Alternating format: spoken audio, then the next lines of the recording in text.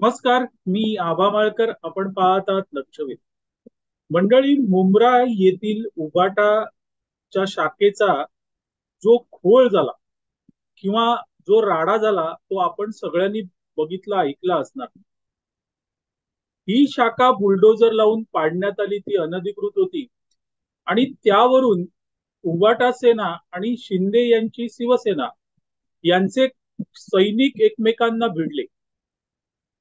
हा एवढा मोठा इश्यू झाला की प्रत्यक्ष उबाटा सेनेचे प्रमुख उद्धव ठाकरे हे मुंब्र्याला गेले आणि मग मीडियाने त्याचं लाईव्ह कव्हरेज केलं. नेहमीप्रमाणे मीडिया दाखवत होतं की उद्धव ठाकरे यांची कार इथे पोचली, तिथे पोचली, पोलिसांनी कसे बॅरिकेड्स लावलेले आहेत, दोन्ही बाजूंचे कार्यकर्ते कसे संतप्त आहेत आणि त्यांना पोलीस कसं आवरतात. हा सगळा प्रसंग आपण बघितला, ऐकला. पण त्या सगळ्या प्रसंगात तुम्हाला एक गोष्ट खटकली नाही? मंडळी, मला एक गोष्ट त्याच्यात खटकली आणि ती गोष्ट अशी होती की वाद हा उबाटा सेनेची जी शाखा ती आणि शिंदे यांच्या शिवसेनेतला वाद होता. सैनिक म्हणजे दोन्ही बाजूचे सैनिक अर्थातच त्यामुळे भिडले होते. पण या सगळ्या राड्यामध्ये माझं जे लक्ष वेधून घेतलं ते जितेंद्र आव्हाड यांनी. खरं म्हणजे जितेंद्र आव्हाड हे राष्ट्रवादी काँग्रेसचे आमदार आहेत. त्यांचा उबाटा सेनेशी तसा काही थेट संबंध नाही किंवा अगदी शिंदे यांच्या शिवसेनेशी थेट असं वैर पण नाही.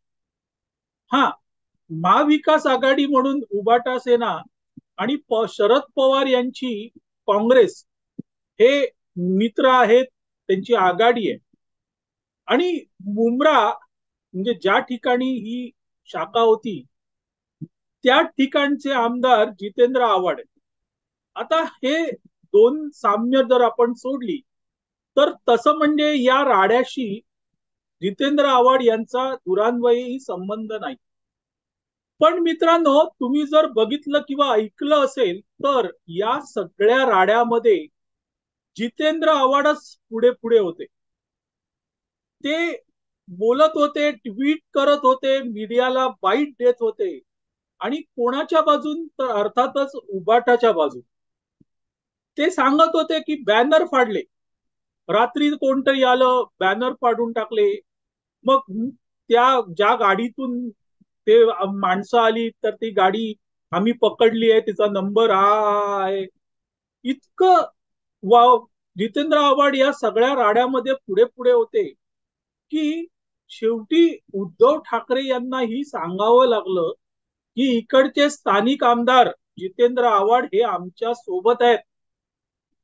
मंडळी, हा सगळा प्रकार मला खटकत होता आणि म्हणून मी ठाण्यातल्या उबाटा सेनेतल्या काही सैनिकांना फोन केले आणि त्यांना विचारलं, बाबा काय प्रकरण आहे, का का राडा झाला. तर त्यापैकी काहींनी जे सांगितलं ते मला आश्चर्यकारक असं होतं. ते त्यापैकी काही जण म्हणाले की जितेंद्र आव्हाड एवढं पुढे पुढे करत होते की आम्हालाही त्याचं आश्चर्य वाटलं. म्हणजे हे जितेंद्र आव्हाड मुंब्रामध्ये शाखा होऊ नये, ती चालू नये, यासाठी कधी काळी प्रयत्न करत होते. आज तेच जितेंद्र आव्हाड आमची शाखा वाचवायला किंवा आमच्या बाजूने पुढे पुढे करत होते. त्या मलाही म्हणजे आम्हालाही त्याचं आश्चर्य वाटलं. म्हणजे बघा मित्रांनो, जितेंद्र आव्हाड यांचं बेगानी शादी में अब्दुल्ला दिवाना हे वागणं खुद्द उबाटा सेनेच्या सैनिकांनाही आश्चर्यकारक असं होतं. मग प्रश्न निर्माण होतो की जितेंद्र आव्हाड एवढं पुढे पुढे का करत होते. मंडळी, उद्धव ठाकरे यांचं वाक्य होतं की इकडचे स्थानिक आमदार अर्थातच जितेंद्र आव्हाड हे आमच्या सोबत आहे. मग प्रश्न निर्माण होतो की जितेंद्र आव्हाड हे उबाटा सेनेत चालले आहेत का. मंडळी, शक्यता दाट आहे. कशी सांगतो. आता सध्या राष्ट्रवादी काँग्रेसमध्ये वादळ उठलेलं आहे. राष्ट्रवादी काँग्रेसची दोन शकलं झालेली आहेत. एक शिंदे अजित पवार यांच्याकडे अर्धा पक्ष गेलेला आहे, तर अर्धा पक्ष हा शरद पवार यांच्याकडे आहे. अजित पवारांनी थेट पक्षावर दावा ठोकलेला आहे. आमच्याकडे सगळ्यात जास्त आमदार असल्यामुळे राष्ट्रवादी काँग्रेस हा पक्ष आमचा आहे, असा दावा अजित पवार यांनी ठोकलाय. आणि त्याची सुनावणी निवडणूक आयोगाकडे सुरू आहे. शरद पवार सुरुवातीला सांगत होते की आम्ही कोर्टात जाणार नाही, निवडणूक आयोगाकडे जाणार नाही.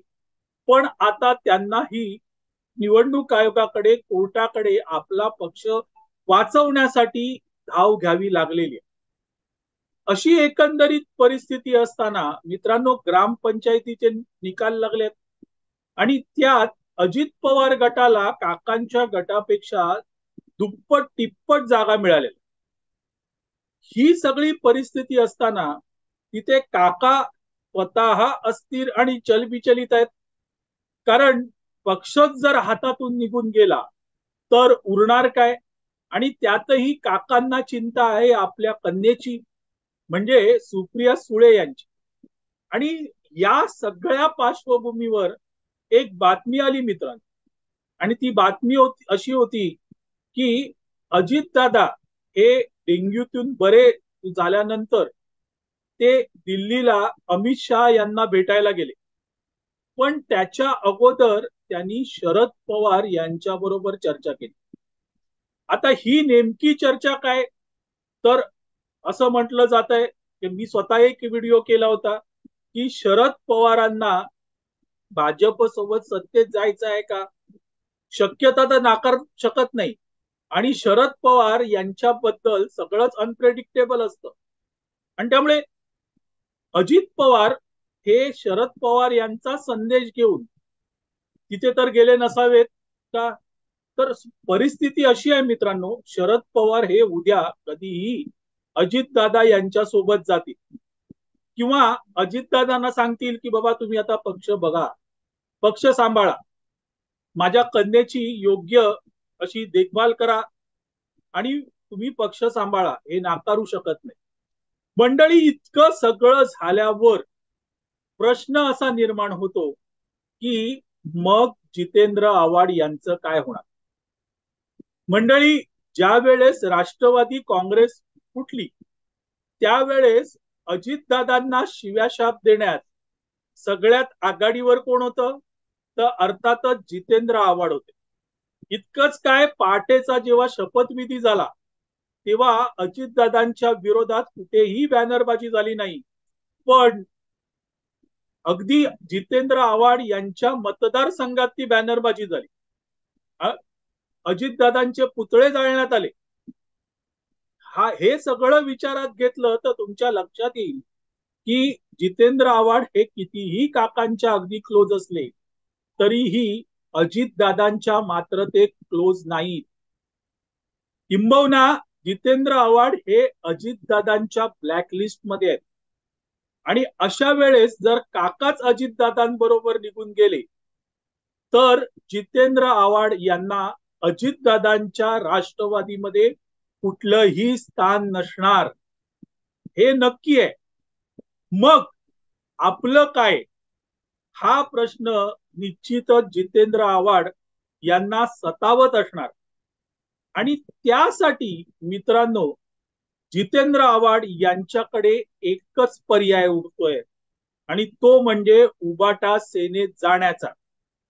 आणि तो पर्याय जितेंद्र आव्हाड यांनी चाचपडून पाहिला का?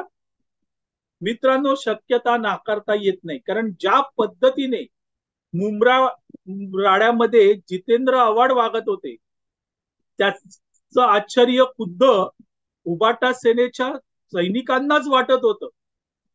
उद्धव ठाकरेही म्हणाले की आमदार आमच्या सोबत आहेत. हे सगळं बघितलं तर आपल्या एक लक्षात येईल की जितेंद्र आव्हाड हे आपल्या भविष्याची तरतूद करून ठेवतात. आणि त्याचं उदाहरण हा मुंब्रा राडा होता. त्यातून जितेंद्र आव्हाड जे दिसले ते याकडे दिशानिर्देश करत होते की मी भविष्यात उबाटा सेनेमध्ये जाईल. मंडळी, बघूया आता काय होतं. खरंच जितेंद्र आव्हाड उबाटा सेनेमध्ये जातात का? एवढं निश्चित आहे की या ठिकाणी म्हणजे राष्ट्रवादीमध्ये आता प्रचंड हलचल सुरू आहे, प्रचंड घडामोडी सुरू आहेत. कदाचित शरद पवार हे अजितदादांसोबत सोबत जातील आणि ते जर निघून गेले तर जितेंद्र आव्हाड पोरके होऊन जातील. अशा वेळेस जितेंद्र आव्हाड यांना उबाटा सेनेशिवाय कोणताही पर्याय नाही. मंडळी, तुर्तास इथे थांबतो. आपल्याला हा व्हिडिओ आवडला तर लाईक करा, शेअर करा आणि लक्षवेधला सबस्क्राईब करा. धन्यवाद.